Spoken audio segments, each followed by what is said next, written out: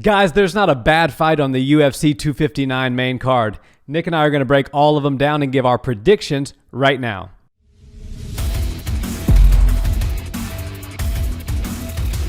What's up, Barnhill family? Welcome back to the channel. Yo. So, Nick, I'm super excited for this predictions video. This is probably the one I've been most excited about in quite some time, just simply because every single fight on this main card and even some on the prelims are just incredible fights. Yeah, for sure. The headliner on the prelims is amazing, and then everything from top to bottom of the main event is really, really a great fight. 3 titles, you really can't beat that. And the UFC's had a really stacked schedule from the beginning of 2021 till now, but this one really just takes it up to the next level. Yeah, well, you have the champ on the card, Miss Amanda Nunes, the Lioness, and you have somebody else in Israel Adesanya trying to rise to champ status and seal his position in history. 4 champs and 3 title fights. That's what they're kind of saying, so I like that. That's more champs than there are title fights. Which I guess that means the UFC is going to be having to give pay-per-view points to more fighters than they generally ever have to give on a card. So I'm sure they're hoping this one does really well pay-per-view wise, and I think it will do pretty good. I'm excited to see what kind of numbers they are able to pull, because if Izzy's able to pull into the million, I know there's help with 2 other title fights on the line, but he'll be the large reason for that if they're able to go over 1 million. Yeah, and I think that's certainly what they're expecting. I mean, that's why they're putting, Thiago Santos on the, people like Dominic Cruz. Obviously, he's not on the pay-per-view, but as the main event of the prelims, hopefully that will entice some people with a great fight to click the buy button on that pay-per-view. And we'll see.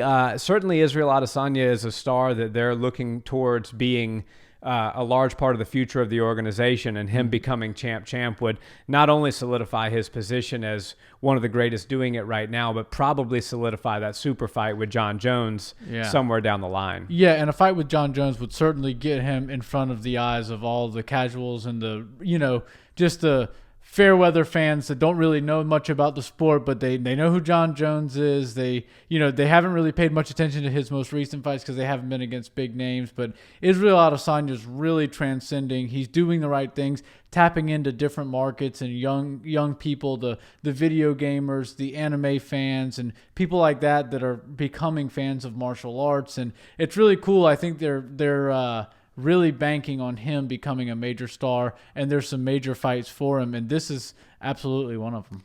Absolutely. And one of the things that they're always looking for is somebody who can bring fans and eyes to the sport that are not usually there, and Adesanya is certainly one of those. Yeah, that's the goal for most fighters. What they don't realize is you don't need to appeal to fight fans. We're going to buy every fight no matter what, no matter who's on the card, really, because we just love the fights. What you want to do is you want to bring to whatever company you're working with as many people that weren't planning on watching that fight this weekend to your event, and that's what the promotion is really looking for. No doubt. Well, let's bust right into these predictions. I know we say we were only going to do the main card, but given the fact that Dominic Cruz is making his return and he's the headliner of the prelim, I'd like to start with Dominic and Kenny, and then we'll move straight into the main card. Yeah, you got to show a little respect to the former champ. The Dominator, Dom Cruz. Yeah, and shout out to his dog, Dojo. Yeah, there you go. So Dominic, obviously he's had 1 fight since 2016. He's not won a fight since UFC 199, if you can believe that, against Uriah Faber, which was in 2016.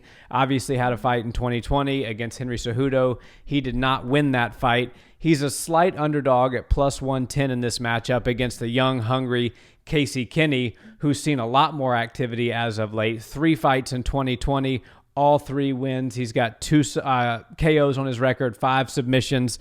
How do you see this one going? Is this a changing of the guard sort of situation? Well, you never want to bet against Dominic Cruz. And while ring rust is a real thing for a lot of people, it doesn't seem to work on Dominic Cruz. He seems to be pretty good and doesn't miss much, or doesn't seem to have to make up for lost time in the octagon when he steps in there on a 4 or 5 year layoff. But that being said, Casey Kenny has been very active. This is a big moment for him. By far the biggest name he's ever competed against. And if he's able to get a victory over a legend like Dominic Cruz, that's a huge feather in his cap for his career, and that could really launch him into the top of the rankings at 135. So while I generally would probably pick Dominic Cruz, I think the injuries, the amount of time off, and just the hungry up-and-comer coming in is going to be a lot for him to deal with. And if he's able to implement his game and do what Dominic Cruz does best,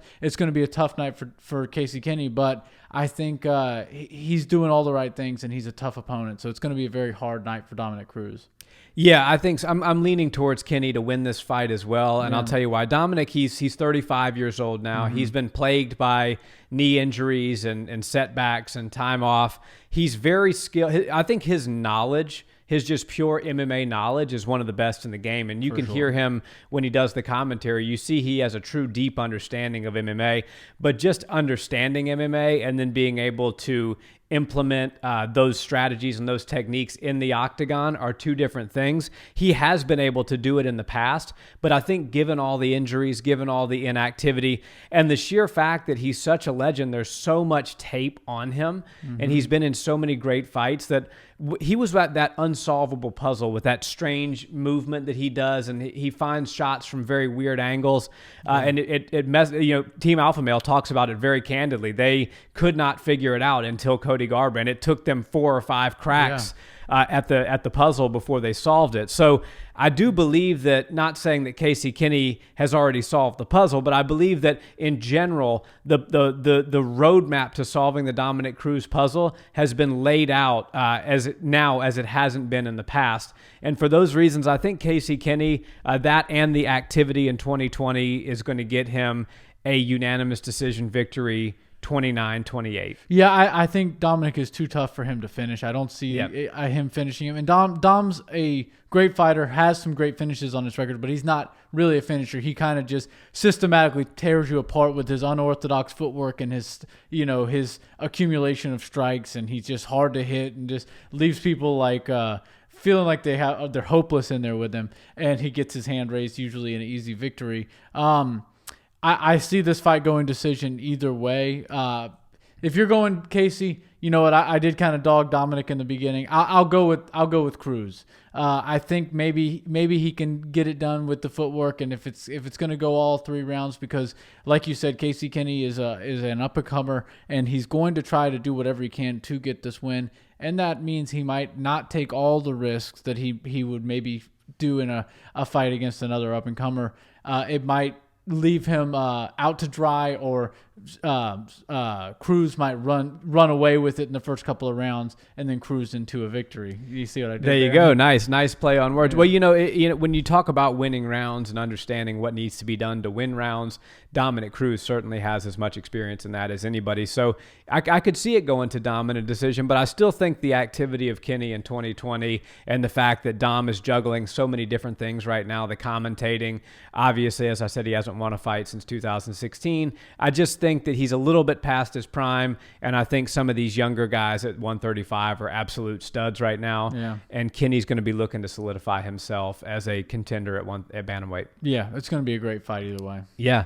Talking about another legend of the sport, another older fighter, but an oldie but a goodie, Thiago Santos. Yeah, great. He's going to be taking on Alexander Rakic, I believe is how you pronounce his name. Thiago Santos has had a tough go lately. He lost his last 2 fights, was submitted by Glover Teixeira in a super exciting, super back-and-forth fight, and then obviously lost to Jon Jones in the fight in which he totally blew out his knee. I thought he looked great in that fight, especially given the circumstances. He's got TKO wins over Kevin Holland, Jimmy Manuwa, and none other than Polish power Jan Blachowicz. He knocked out Jan Blachowicz. As I said, he's on a 2-fight skid. Rakic is kind of one of these up-and-comers as well. This is very similar to the Cruz-Kenny fight in the fact that you have an old legend who's been around for a while, still got it, taking on a young, hungry up-and-comer. He's coming off of a decision victory against Anthony Smith. Yeah. He's got 9 KOs to his record. This one's got KO written all over it, just a matter of who gets it. Yeah, there's going to be a serious finish in this fight if I had to put money on it. Thiago Santos is still one of the best guys. He won rounds in that Glover Teixeira fight. I think of the first round, we thought it was. I thought he was going to finish him. Yeah, I thought it was a bad mismatch. I thought it was a older guy taking out an even older guy. But Glover's just one of those crafty veterans that has so many tricks up his sleeve, and he certainly won rounds against Jon Jones, won a lot of exchanges. If his body didn't give out on him, didn't start literally breaking as the fight was going on, maybe he could have fared a better chance at getting that decision. But to win rounds against Jon Jones, to win rounds against Glover Teixeira, and the way he's been doing it, shows that he's still in the game. He's still very much a top contender at 205. And Rakic is a stud. He's for sure going to be a problem at 205 for many years to come. But I think a warrior like Santos is going to be able to get back into his winning ways on this one. It's going to be a tough fight, but I think he gets a finish, maybe a second round or third round TKO stoppage, and gets back into winning ways. His girlfriend, maybe it's his fiance, but I think it's his girlfriend, Yana Kunitskaya, just got a win. So there's probably some positive vibrations and energy in their household and in their gym right now. Yeah. So maybe they're going to take that and roll it into this weekend's fights as well. Well, he's also in the gym with the lioness herself, Amanda Nunes. And all she does is win, win, win. Yeah. So I actually have Santos in this one as well. Oh, do you? When you look at who he's beaten, and Rakic is coming up. He's a great fighter, and I think he actually could be a future champion at 29 years old. He's still got a lot of life left ahead of him. There's a little bit more of a sense of urgency for Santos, but I mean, he's got wins over Blachowicz. He's got wins over Manoa. He knocked out Kevin Holland. This is a really, really good fighter with an incredible resume, and I think that you're going to see Santos do what he's got to do to get his hand raised. He's got tremendous power. I thought he could have beaten Jon Jones had it not been for that knee injury. Everybody can get caught, and Glover Teixeira is as crafty of a veteran as they come, so I'm not going to hold that against Santos, and I'm going to pick him to win by knockout in the second round. Very nice. Good prediction. Yeah. And then moving on to the second biggest spread as far as odds go, obviously the biggest spread, we all know who that goes to, Amanda versus Anderson, and we'll get to that in a minute, but Islam Makhachev is a pretty heavy favorite to take on Drew Dober. He's a minus 340 favorite to Dober's plus 245. So he got knocked out in 2015. Since then, Makhachev has been perfect, and he was perfect before that. Only one loss in his whole career. He's kind of, you got to think now with Khabib being retired or whatever Khabib is right now, he's certainly more focused on his guys that are up and coming, that he's been spending some time with Islam, talking to him a lot, guiding him. And Khabib has come out and said this guy at the end of 2021, the conversation right now at 155 is Dustin Poirier, Charles Oliveira, Justin Gaethje, and of course Conor McGregor. But by the end of this year, Islam Makhachev is going to be the topic of conversation at 155. So they're very confident. Javier Mendez and the crew at AKA said he is an absolute gym warrior. Hasn't quite seen it translate completely into his MMA. I mean, I say that with a grain of salt because he wins every fight he's in almost, but it has. They said he hasn't even risen to his full potential yet, and at 29 years old, that could be scary. Drew Dober had 2 fights in 2020, 2 wins, 2 KOs. Yeah. So he's got a lot of heavy power as well. I think this is a good fight, but I do see Makhachev probably pulling this one out. Yeah, and the activity of Dober is going to definitely cause some issues for Islam. I know he didn't fight at all in 2020, and was maybe 1 or 2 fights per year max since like 2017 or 16. So he's not been fighting near as consistently as Drew Dober, and Drew Dober's been winning as well. I think Islam is in the weird situation where when you're getting co-signed by Daniel Cormier, Javier Mendez, Khabib's father, and they're all putting so much time and effort into you, the UFC sees that and they go, okay, let's greenlight this guy. Let's send him right to the top. Co-main events or main events on fight nights. And, they start to throw you in when into the deep end of the water, the deepest end of the UFC. It can be a little bit tough for somebody who's only fighting once a year and is still kind of in the shadows of Khabib. But if they believe in him, then it's hard not to believe in him. They know talent when they see it, and it seems like Islam's definitely one of the most talented guys that they've ever worked with. Khabib really loves what he sees out of him, and I think that he is going to be a serious problem at 155 for the remainder of his career. But, he hasn't been that active, and Drew Dober is a tough guy. So I don't think he's just going to breeze right through this fight. I think this is a tough matchup, but it's going to be one that he's able to get through and get the victory in. But I don't see him dismantling Drew Dober in like typical Khabib fashion where he just makes you seem like you're completely outclassed. I think if we see that, then Khabib's prediction of him being like the topic of conversation, top 3, top 2, top 1 fighter at 155 by the end of the year is a very real possibility. Yeah, the only downside that I would say you might want to take some pause and consider picking Dober if you really believe in the underdog here is just the inactivity. Yeah. Islam hasn't fought since 2019, and we're a quarter of the way through 2021 now. So it's been quite. I think it was September of 2019. I know it was third or fourth quarter of 2019. So it's been a good year and a half since we've seen Islam Makhachev back in there. And some of that was, because he was scheduled to fight and COVID situations happened. And so it's not totally his fault, but still inactivity is inactivity nonetheless.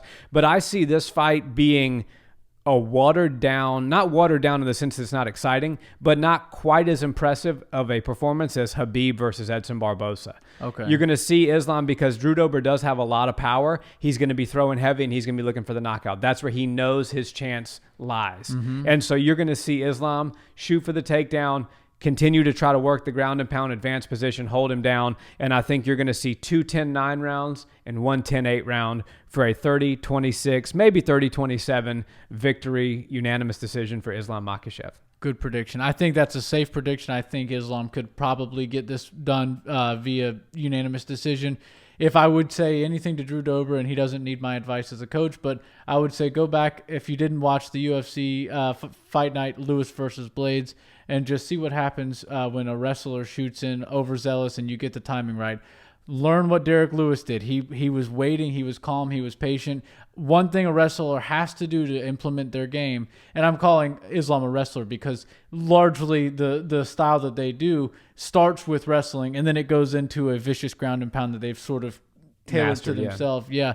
But it starts with wrestling. It starts with closing the distance. And if you can time that changing of levels and sending something up there that makes them pay for it, then you can walk yourself right into a great victory. Hopefully Drew Dober has something like that up his sleeves, but I still don't think it'll be quite enough. I think the tenacity of Islam Makhachev is going to be too much, and he's going Drew Dober might win one round. I'll go 28-27 Makhachev. Yeah.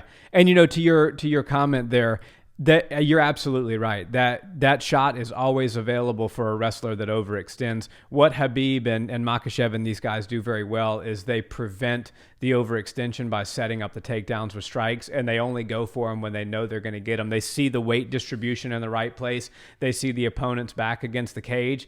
So even more importantly, because when Derek caught that knockout, his back was kind of to the cage.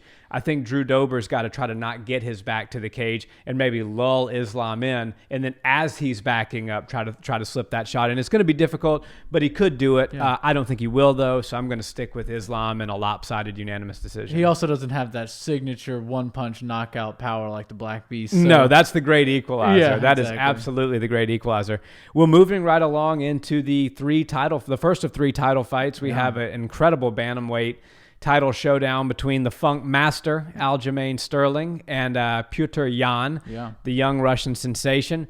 Aljo got head kick knocked out by Marlon Moraes. Since then, he has been an absolute perfect fighter, winning 5 in a row, most recently submitting Corey Sandhagen.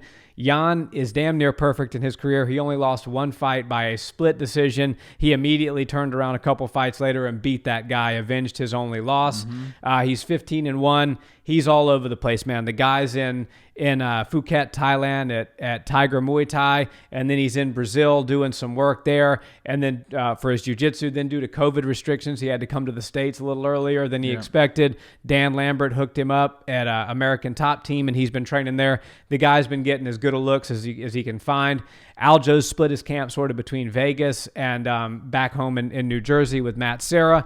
This is the closest title fight odds-wise I believe it's the closest title fight skill-wise as well. Yeah, and this one, if Izzy and Jan weren't in two different weight classes, I think it would be even more lopsided in Izzy's favor. But this one is for sure a very even matchup.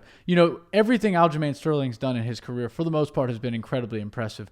But none quite as impressive as what he did to Corey Sandhagen, who... that win that Aljo got over him looks even more impressive after what we've seen Corey Sandhagen do since then. Yep. Those two guys are the truth, and they're a real problem at bantamweight.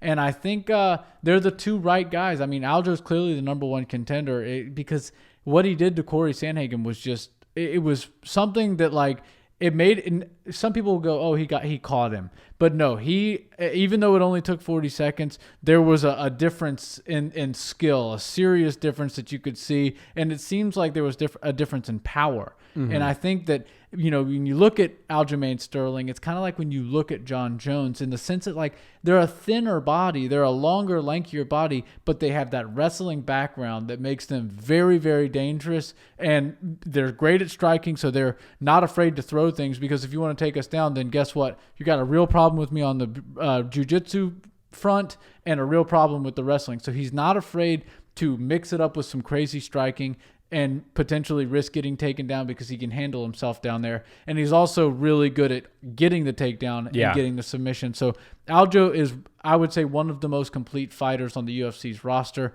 and he's very, very good. That being said, Petr Yan is fast as lightning. His boxing is ultra crisp. He's impossible to finish. Nobody's really done that yet. So I think this has fight of the night written all over it, actually. And I'm leaning towards Petr Yan right now, but maybe what you're about to say here could convince me otherwise. Well, I don't think so, because I'm going to pick Petr Yan to win this fight, and I'll tell you why. Everything is so even here and so close, but Aljo seems to have a bit of a problem when it comes to a crisp, precise, traditional Muay Thai fighter. Yeah. As you saw with his loss to Moais, he got caught. He's the funk master. He's funky. He moves in weird ways and unorthodox ways, and that serves him very well, but it also leaves him open to shots sometimes. And Petr Yan's got crazy power for 135. Those guys at Tiger Muay Thai are the real deal. Yeah. Rafael Fiziev, the guys that he's training with over there are absolute killers in the striking game. And I think because Jan's gonna have to be careful earlier, because the submission advantage is way in Aljo's favor. Yeah. And I do believe he can get Jan down. So I think Jan's gonna have to stay behind a jab, possibly throw some teep kicks to disrupt the timing, maybe even some leg chops and things like that to kind of disrupt the shot by Aljo. And if he can avoid that, which I think he will be able to for the first couple of rounds, I think Jan finds a finish with his hands sometime in the third or the fourth round. Yeah, and Jan just needs to be careful getting those kicks back to himself as quick as possible. The one thing a wrestler loves is a nice free leg getting sent their way. And I think Jan has shown supreme discipline in sticking to a game plan and not getting caught in a firefight, sort of like somebody like Cody No Love would happen, be doing great and then get caught with something and then wind up in a fight that, totally kills all your chances of winning. So, yeah, I'm going to go with Jan as well. I think we're actually going to see a second round TKO for Jan. He's going to get it done a little bit earlier than I was expecting. And then moving right into the co-main event, Amanda the Lioness Nunes taking on Megan Anderson. Obviously, the odds here are extreme. Mm-hmm. This looks like a boxing title fight as far as odds making goes. This is a minus 1,200 to a plus 700. The Lioness, everybody thinks she's going to win. The odds makers do. The bettors believe so. But there's a few people out there, and I've seen them in the comments over the last couple of days, that think Megan Anderson's going to pull this one out. Yeah. And they're saying it's the size differential. She's coming into her own with her power, and they think that she's gonna catch Amanda sleeping on her. What do you think? Well, there is no doubt that Amanda hasn't seen a 6'1" opponent yet, because I don't think there's any other female on the roster that's as big as Megan Anderson. And there's not even as many men at 145 that are 6'1", if you think about it. Yeah, she's built like Zabit or something like that. Yeah. She's a big girl and long and rangy. She couldn't make 135 if she tried. Apparently, according to her coaches, she can barely make 145. So she is a big woman.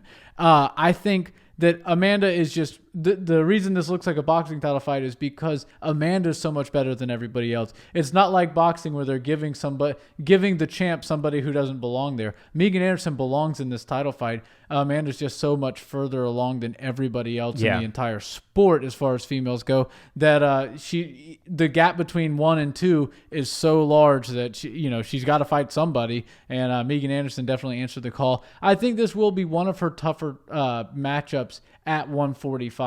We haven't seen her do too much up there, but she's kind of dismantled everybody since getting these 2 titles. And I think Megan is prepared to go a few rounds with her. But that being said, I think Amanda's just going to, even though she's not as big, her striking is much better. Yep. Her grappling is much better. Her takedowns are much better. And I think we're going to see her actually crumble Megan with some serious punches and maybe some kicks, but a lot of long straight punches. And I think second round finish.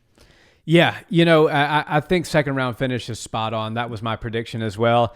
I think Amanda, when I thought about this fight, I was like, let me give Megan a real shot here in my mind as I'm thinking through this. I want to, where can Megan win this fight? Yeah. And if I'm being open and honest and truthful, I just can't find a place that makes sense where I think Megan's going to have an advantage. I don't think she's the better striker. She's not. I think Amanda, absolutely, if you try to stand and strike with Amanda, she's going to knock you out. Right. She's got an 80% finish rate, which is insane. Like most men at heavyweight would like to have an 80% finish rate. She's got supreme stand-up takedown skill as far as clinch work against the cage, getting opponents to the ground, and then obviously she's a true Brazilian Jiu-Jitsu black belt with great submission skill as well. Anderson's a good fighter, and she's tough, and she's durable, and she presents a taller, bigger, stronger opponent. But Amanda has solved that riddle once before with Chris Cyborg, and I think Anderson is not quite as good as Cyborg was when she faced Amanda a couple of years ago. And I think that what you're going to see here is a second round. I think Anderson's tough enough to just grit and will her way through the first round, but she's going to get knocked out in the second. And I don't think that Megan Anderson certainly doesn't have the power that Chris Cyborg has. I don't see Megan being able to last more than 15 minutes in this fight. I'm saying 10 is the cap, but 15 minutes is not long enough for her to accumulate enough damage to stop Amanda Nunes. No. And she doesn't have the single punch knockout power like Cyborg had on her side. Amanda does have that. Believe it or not, even though she's smaller than these girls, when she comes up to fight him from 135, she's actually more powerful. And she's a vicious KO artist. I think she's going to break the guard down. She's going to throw some really great shots, and I think it's going to be done within 10 minutes. And Megan's going to put up a great fight, but that's about all you can do against the Lioness is try your best. Try your best, and that's it. Okay, moving on into the main event, we got Israel Adesanya looking to become the organization's next champ, and then ultimately solidify a mega fight with none other than Jon Bones Jones. Yep. Most people think Izzy's going to win this fight. He's a minus 240 favorite to a plus 190 for Blachowicz. However, I will say a lot of the Barnhill brothers viewers and subscribers are big believers in the Polish power. I was surprised when we did an initial video just talking about this fight in general, how many people believe that Jan is going to win this fight and how many of them think he's going to win it by knockout. Do you think that will happen? It's so funny because I read some of those comments as well, and it's not just like a bunch of people that logged in from Poland that are super proud of the guy and prideful, and it's not people that hate Izzy. It's true fight fans that see this as a really tough matchup for Izzy, and I think they're spot on with that. Jan Blachowicz has crazy knockout power. Izzy does get hit a little bit. If Kelvin Gastelum can touch Izzy the way he did, Jan Blachowicz can touch Izzy the way he wants to. And I think that Izzy is clearly the guy. He deserves to be the favorite in this fight. His game plan and his execution against Paulo Costa was nothing short of a masterpiece. He's incredible, and he's just literally that was a flawless victory. If you haven't seen it or seen it in a while, go back and watch it. The UFC just put it on YouTube.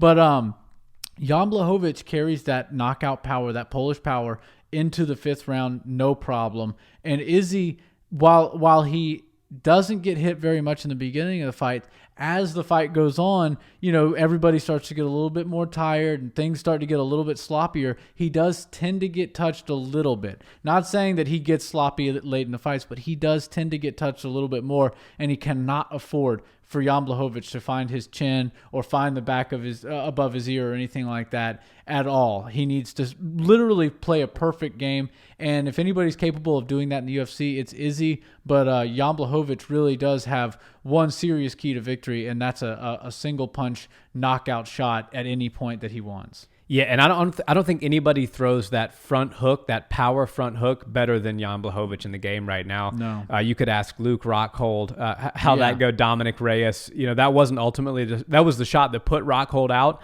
It was the shot that led to the putting out of Dominic Reyes. He throws that shot extremely well. And Izzy does like to trade in range. He trades with an intelligent strategy. He doesn't just get in there and start banging, but he does get in range and let the hands fly sometimes. He moves with the confidence that only an undefeated fighter can have. He's never been knocked out. He's never lost an MMA fight, so he has that extreme level of confidence. Jan Blachowicz has lost some fights, but he seems to be having this amazing career resurgence right now where he feels like he's on top of the world. You got two guys that absolutely think they're going to win this fight and two guys that absolutely think they're going to win this fight by knockout.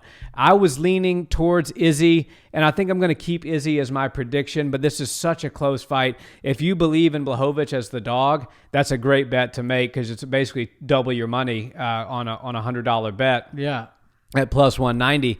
But I think Israel Adesanya, this is just his time. Yeah. He's just the right age. He's the right guy. He's super marketable. He's got the skills to back it up. He knows how to win fights. And the team at City Kickboxing prepares him extremely well for whoever his opponent is, and I think they're going to have him prepared for Blachowicz. However, I do think you see Izzy struggle in this fight. I do think you see Izzy with a black eye, maybe a busted lip. He's going to have to earn this victory. The Polish power is going to find a home. The question is it going to knock Izzy out? And my prediction is that it won't, and it won't be enough to get Blachowicz the win. Yeah, he's kind of looked perfect after every fight since the Calvin Gastelum fight. He's hardly looked like he's even been in a war at all. So I think this will be one where he gets a few more lumps and bumps and bruises. But Jan Blachowicz, if I could give him any piece of advice, and like I always say, these guys don't need my advice, but I would say, look, believe in your size advantage. Believe in your chin's ability to take shots from a smaller person. Izzy does have power, great power, but it generally doesn't come from his punches all that much. You see Izzy chopping down his opponents with kicks, and he'll land some of those question mark kicks or high kicks up to the head, and that starts to wobble him a bit, and then he can usually get a finish with his hands. But Jan Blachowicz has that single punch knockout power, and what he needs to do is put his chin down a little bit, bob and weave, work his way inside, make it a little bit of an ugly match, rough Izzy up a little bit and try to land something in an exchange or on a break of some sort. I think that's probably the best way for Jan to find that single punch knockout power. Yeah, I think this fight's going to be won or lost depending on who can fight at the range that they want to fight at. Yeah. If Jan wants to get close, he wants to land those hooks. He wants to punish you with punches. Izzy wants to keep you at bay, throw some leg kicks, and then set up his strikes with those leg kicks. And I think Izzy's going to be able to more effectively work his game plan than Jan Blachowicz is, which is why I'm picking Izzy to win this fight. I think this might go to decision. Yeah. I think Izzy might win this fight by decision, 3 rounds to 2 or 4 rounds to 1. Well, he does have, like we were just saying, he does have good knockout ability, and he's got power, but he's never really faced a guy quite as big as Jan Blachowicz, at least to my understanding. Yeah. Paulo Costa's a pretty big guy, barely makes 185. Yoel Romero, same thing, but Jan Blachowicz is built at 205, couldn't make 185, I don't think, if he tried.